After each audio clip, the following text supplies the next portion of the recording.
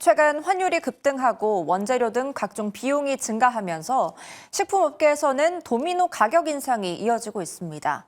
4월부터 먹거리 물가 공포가 본격화되는 가운데 이런 물가 상승의 이유는 무엇일지, 어떤 대책이 필요할지 이야기 나눠보는 시간 준비했습니다.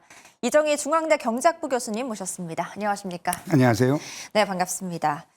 네, 올해 들어 가격을 올리거나 올리기로 한 기업들이 40개 이를 정도로 도미노 인상이 계속되고 있습니다. 특히 커피 브랜드, 빵과 케이크, 또 아이스크림 등인데요.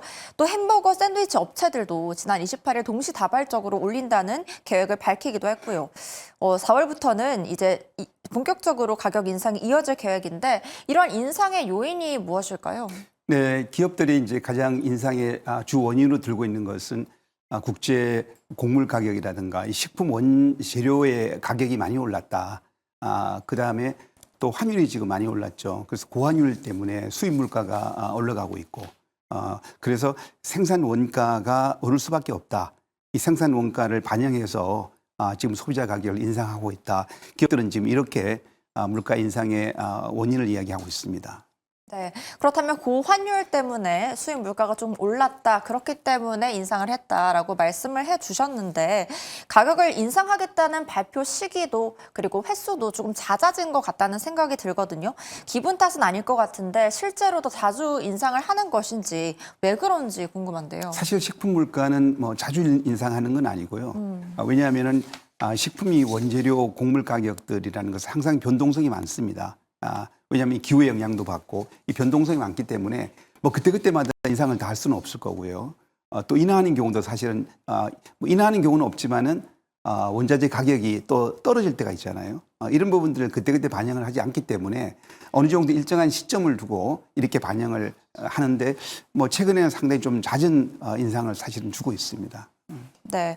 그런데 아무래도 일종의 국정 공백기이기에 이 틈을 타서 올린 건 아닌가라는 생각이 드는데 어떻게 보십니까? 네, 사실 이제 그런 이제 여러 가지 그렇지 않을까 하는 이제 사실 의혹의 눈초리가 있습니다. 왜냐하면은 그동안 이 가격이 인상이 될 경우는 소비자들이 사실 상당히 또 소비 위축으로 오를 수 있는 문제도 있고 또 이 식품 물가는 소비자들이 가장 체험이 많이 되는 이런 물가입니다. 그러다 보니까 정부 입장에서는 식품 물가가 많이 오르면은 아무래도 소비자가 물가가 더 많이 올랐다고 바로 느껴질 수 있는 이런 품목들이고요.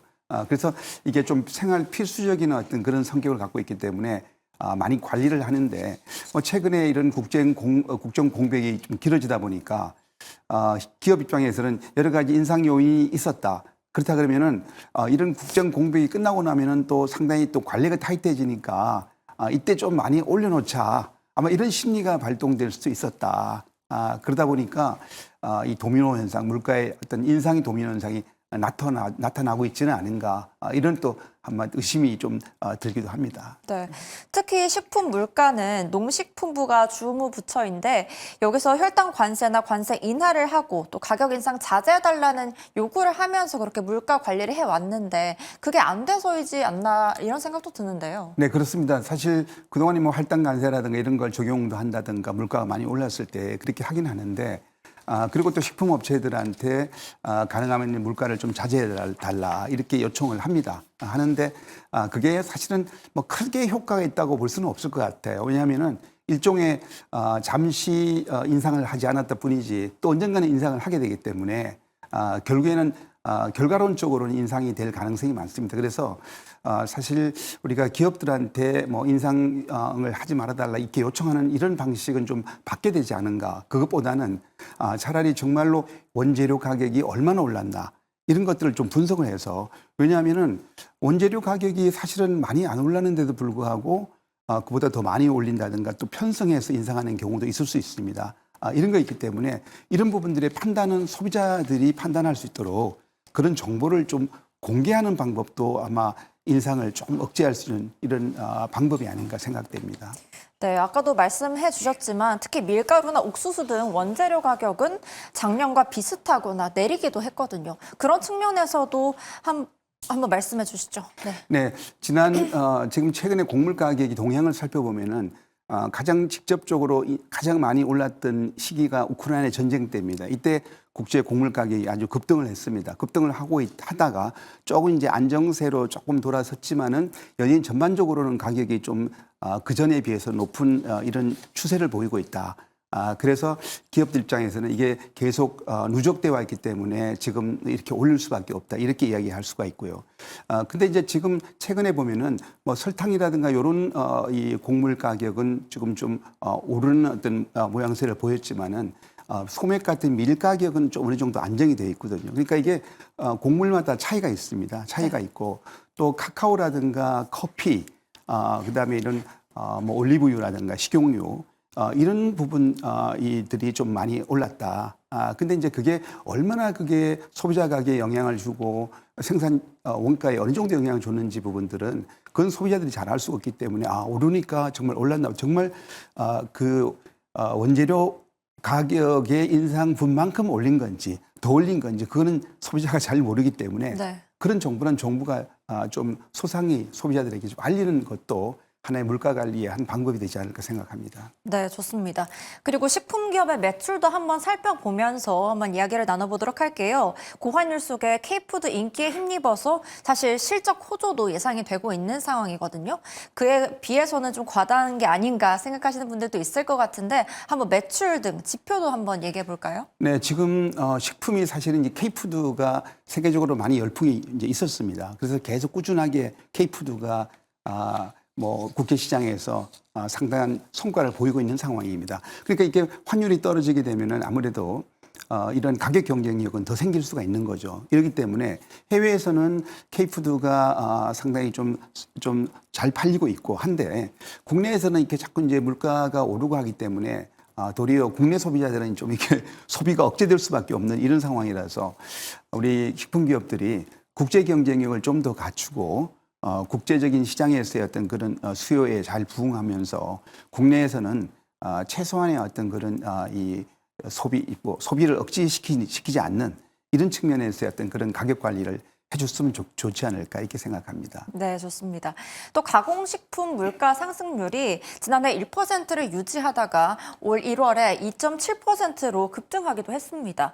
그렇다면 가공식품과 외식 물가지수 상승률이 곧 3%에 육박할 것이다. 이러한 우려가 나오고 있는데 이 전망에 대해서는 어떻게 보십니까? 네, 전반적으로 지금 사실 식품 원재료에 가장 크게 영향을 받는 것이 기후입니다.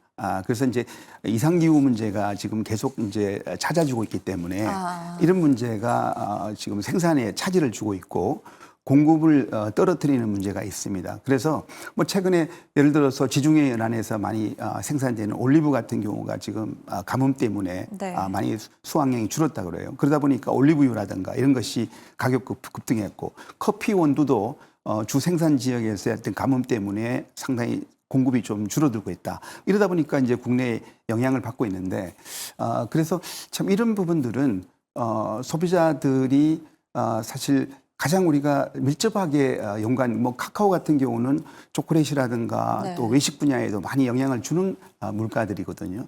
그러다 보니까 이제 가격이 급등해 소비자가 지금 어려움을 겪고 있기 때문에 어쨌든 기업들이 가격 여러 가지 뭐 혁신 전략을 통해서 가격을 좀 인상을 조금 자제하면서 좀 비용을 줄이는 이런 또 노력도 필요하지 않은가 싶습니다.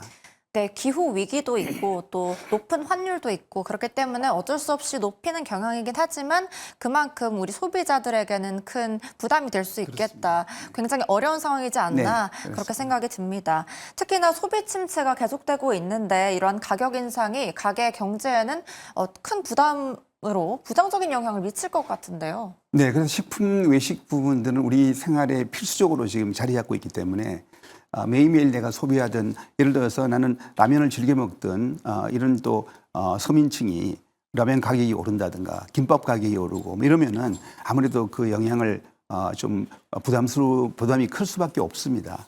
그래서 지금 이렇게 물가가 오르면은 특히 식품 물가가 오르면은 가장 크게 어려움을 받는 계층이 서민 중산층이 됩니다. 그렇기 때문에 이게 물가 관리가 제대로 안 되면은 그렇지 않아도 지금 우리가 경제 성장이 안 돼서 올해가 뭐 경제 성장률 전망치가 1.5%를 내외로 지금 나오고 있는 상황인데 벌써 지난 3년간을 보더라도 그 물가 상승률이 경제 성장률보다 훨씬 높았습니다. 네. 그러다 보니까 실질 어떤 소비력이 떨어지는 상황에서 물가가 이렇게 계속 오르면은 소비가 더욱 억제될 수밖에 없어서 이게 경기 침체를 더 길게 갈 수 있는 이런 우려가 있습니다.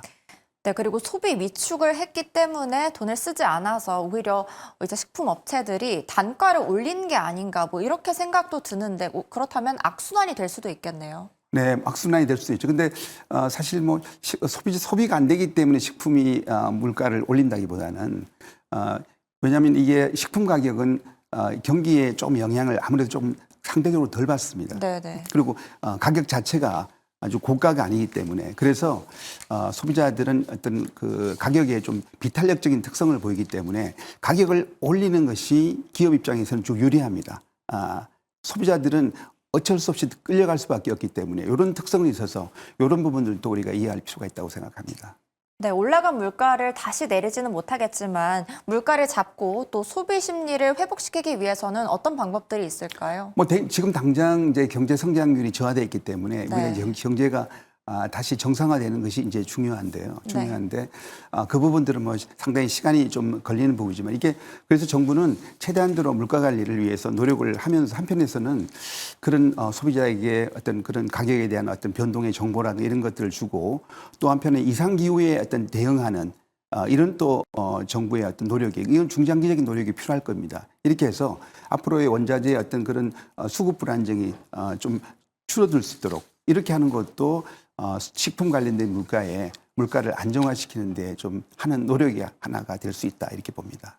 네, 오늘 말씀 감사합니다. 물가 상승 우려와 관련해서 현 지표와 전망, 해결책까지 알아봤습니다. 오늘 말씀 감사합니다. 감사합니다.